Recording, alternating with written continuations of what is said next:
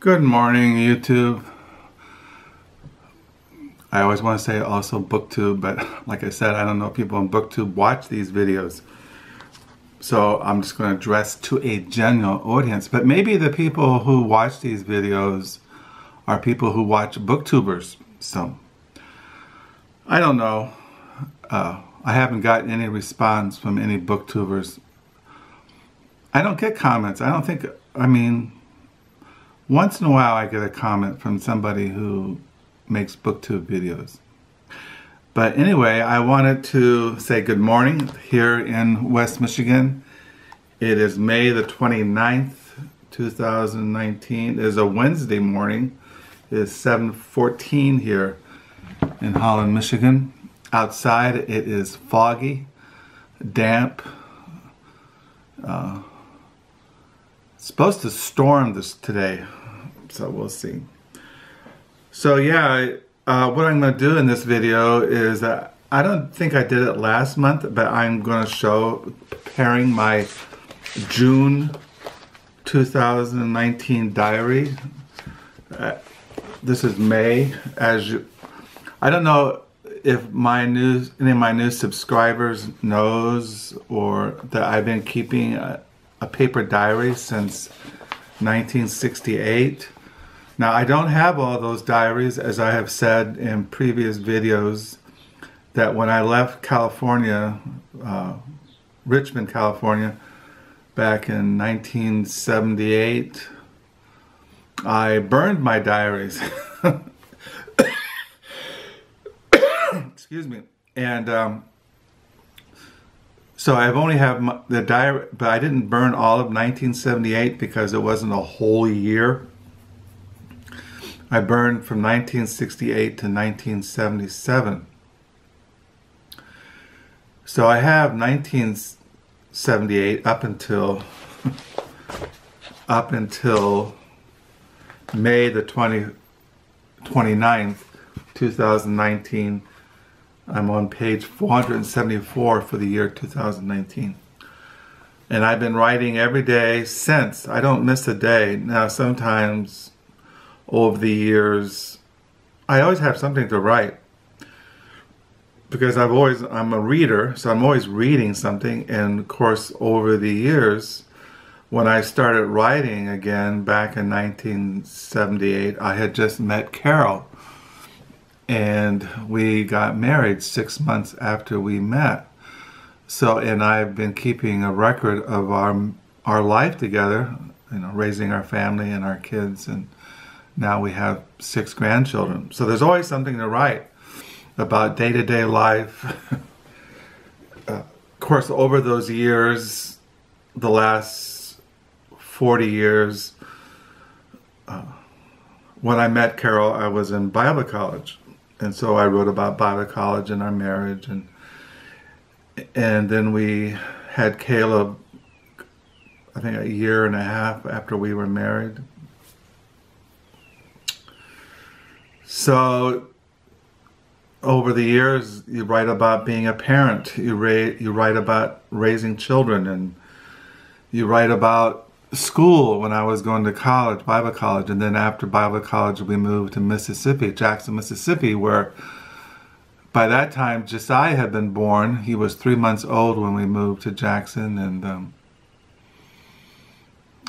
we lived in Jackson, Mississippi for almost 5 years. I went to seminary there, and then Beth was born towards the end of our seminary time, and so it's always something to write about. That's the point.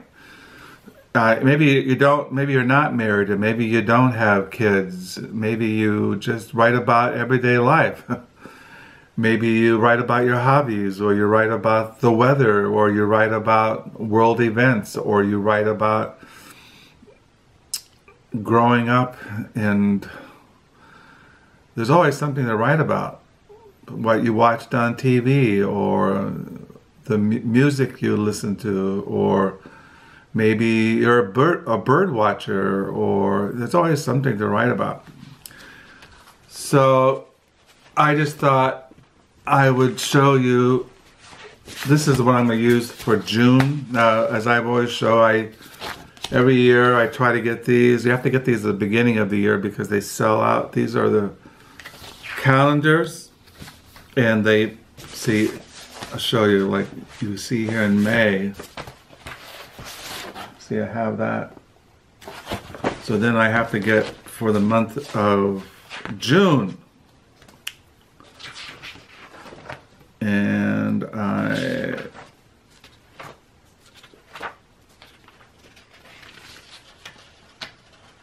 for the month of June, let me see here.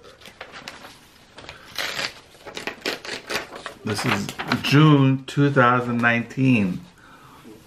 Now you see these rough edges, I have to cut them off so they'll fit in the folder. So then I get my old trusty scissors and I trim them off. So yeah, I don't know how I got in keeping a diary. I think it goes back when I was in high school. I've always been into the beatniks, always into, especially Jack Kerouac. If you look at my main study on the wall, I have a poster of Jack Kerouac, and I know he always kept a little notebooks in his pocket, and he'd jot down things. And Allen Ginsberg kept journals throughout his whole life, which you can buy. I'm sure they're edited. William Burroughs kept journals, diaries. Writers have always kept journals or workbooks or diaries, and so that's probably how I got into it. I know I remember when I was in 11th grade, I would sit in my bedroom and on a desk, and I just started writing one day, and I haven't since stopped. So then I cut that out, and then I put it into this folder. I like the pockets because in these pockets I put in receipts. I keep all receipts. Like yesterday, I went to 2 thrift stores yesterday, and Goodwill. There's a receipt, and then I went to Salvation Army receipt. And then I have in here like my Edward Jones finance statements. I keep all my financial and things like that. My wife and I, like I said, went to Grand Rapids a couple weeks ago. We went to REI and I got the stickers. Carol put them on her cars. I put my REI sticker into my diary. Let's see. REI. So then I put the June 2019 thing into the folder. So yeah, sometimes I wish I hadn't burned all those diaries, but then what can you do? You can't cry over spilled milk, as I say. I have mentioned in videos that what I did back in the 80s, I wrote down in a big like folder kind of thing. I wrote down every single memory I could remember up until the birth of our first child, Caleb John. I just sat down and over a period of I don't know how long, I wrote down every single memory. And it always amazes me how little you actually remember. Now, it always amazes me when I read people who say, "Oh, I remember when I was 1 year old," or "I remember when I did this when I was 3 years old," or "I remember when I was 5 years old," and they have these perfect recollection of their childhood years. My memory starts really when I was around about 9 or 10 years old is when my memory really starts. Now, obviously, I don't remember every single thing throughout all of those years up until I started writing in my diary. You can't remember everything. A lot of things are buried or they're suppressed or memory is always selective. Even what you write every day in a diary, you're being very selective. You're not writing down every single thing, because that's impossible. You can't write down every single thing. You have to be selective, and that's what's so interesting. Why you remember certain things, why you write down certain things, and certain things you don't write down, or certain things you don't remember. Like I'm always amazed. I don't remember my mother ever cooking a meal. I don't remember, or I never knew my father. I had a couple of stepfathers, but my mother, before she was killed in an auto wreck in 1968, she was married only for very brief periods of time. She died when she was 36 or 35 years old. And when she died, she was coming home after working a shift as a barmaid in Los Angeles, California. So I don't know nothing about my mother. I know nothing, well, I know maybe something about my birth father. But it's amazing what you don't know. I mean, like Carol's, both her parents have passed away.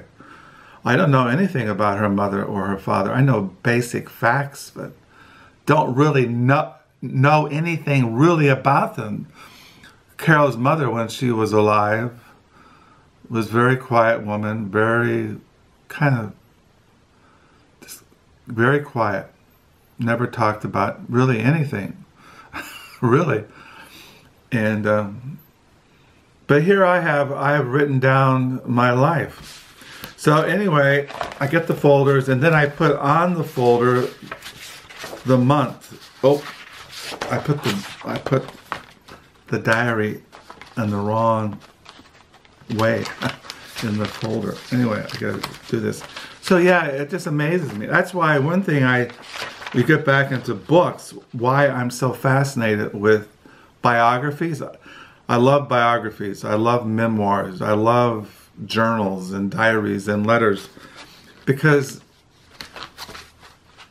everybody has lived an interesting life, even those people that we would think don't live interesting lives, like janitors, or I mean, just a multiplicity of occupations or lives, like how people live in the Arctic, or how people live in the ghettos of Chicago.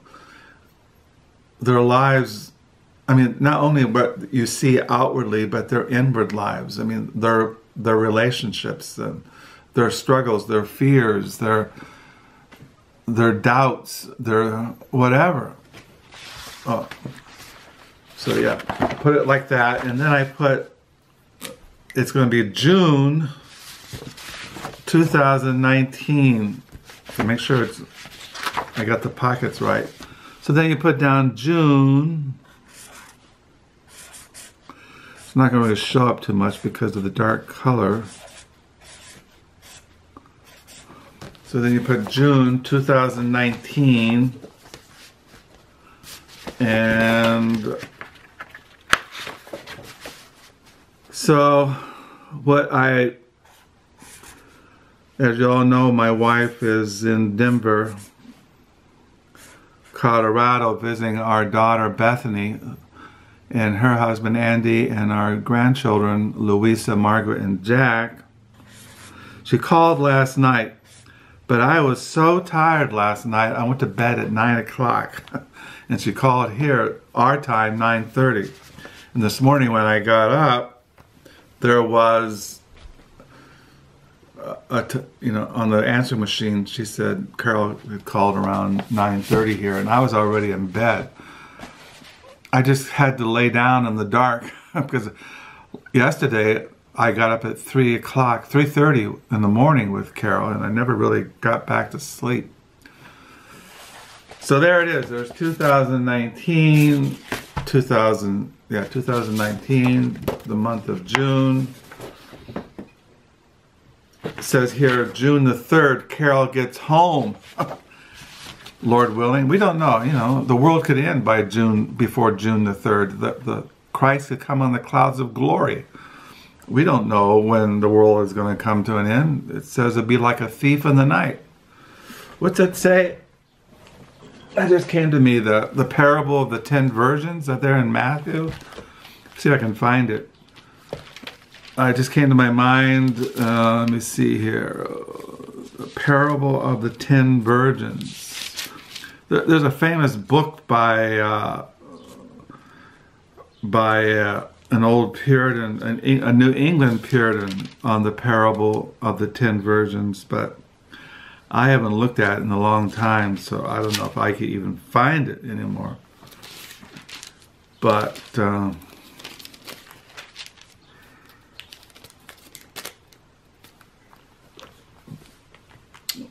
so let me see here. Parable of the 10 virgins.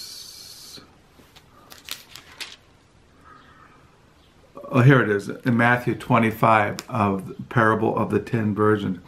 Then the kingdom of heaven shall be likened to 10 virgins who took their lamps and went out to meet the bridegroom. Now 5 of them were wise and 5 were foolish. And those who were foolish took their lamps and took no oil with them. But the wise took oil in their vessels with their lamps. But while the bridegroom was delayed, they all slumbered and slept.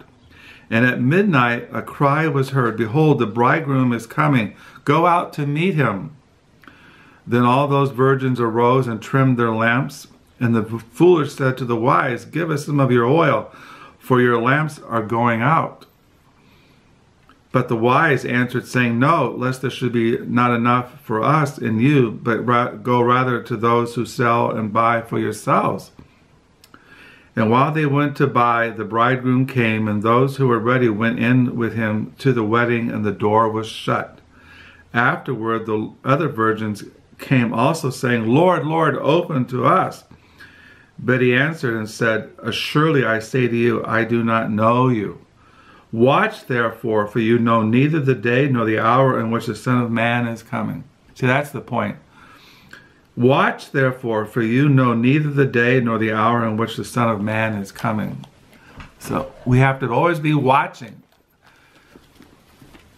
You're always waiting. You have that desire to be with the Lord forever, to be free from this body of sin and this world of unrighteousness, and enter into the new creation, that eternal kingdom of glory.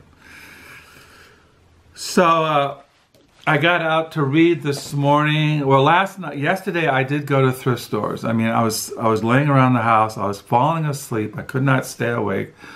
So late in the afternoon, well, first I went to thrift stores around where we live, and then around 3 o'clock I went to thrift stores. The sun came out. It was okay. It wasn't rainy. It was okay.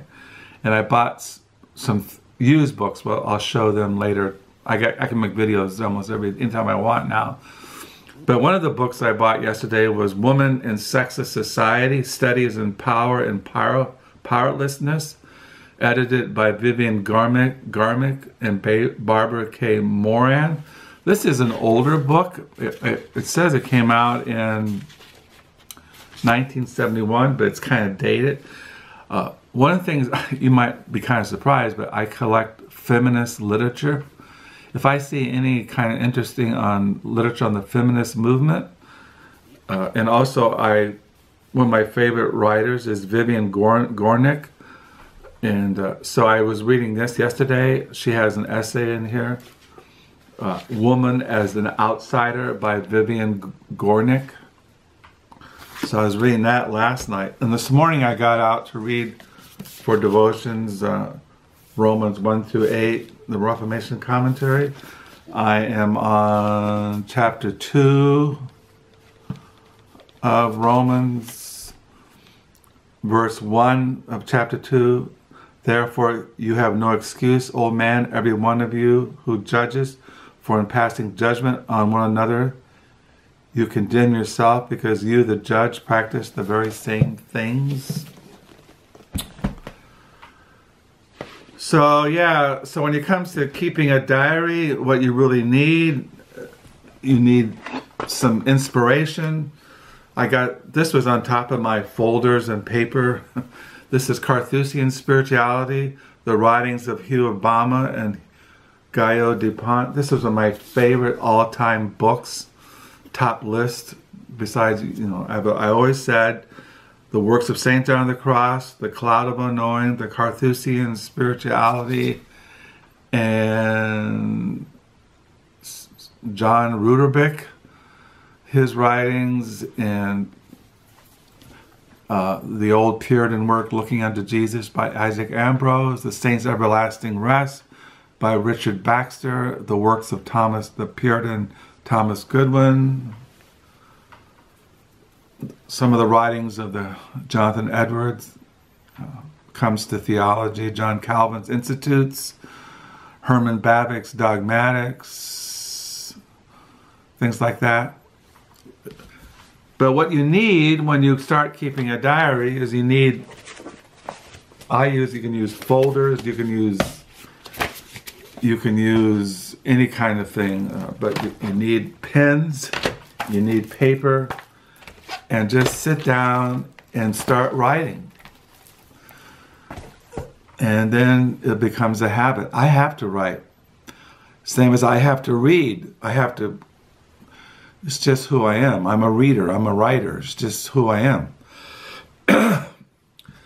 So, yeah, the Carthusian spirituality, these are treatises on contemplation, prayer, meditation, and contemplation. This came out in the late 13th century, early 14th century. Medieval spirituality. So, I'll sign off. And I hope you're having a good week. It's a Wednesday morning here in West Michigan. I have nothing planned. I do have a book coming in the mail today, which I'll show in the next video. And yeah, so I'll sign off. And thank you for the new subscribers and comments. I noticed people are leaving. I'm not getting that many views lately, but that's fine. If I just have one person who watches these videos, like I said, I make these videos because that's what I do now. I keep a diary. I've been keeping an online diary since 2001. I have a Facebook account. I have a Flickr account, and now I have YouTube. And I just like making videos. I like to communicate, even though I'm a kind of a hermit type. I don't have physical contact that much with the people in the world, but I have contact with you people out there on YouTube, and I really find it meaningful. So I'll sign off. Hope you're all doing well. Till next time, bye.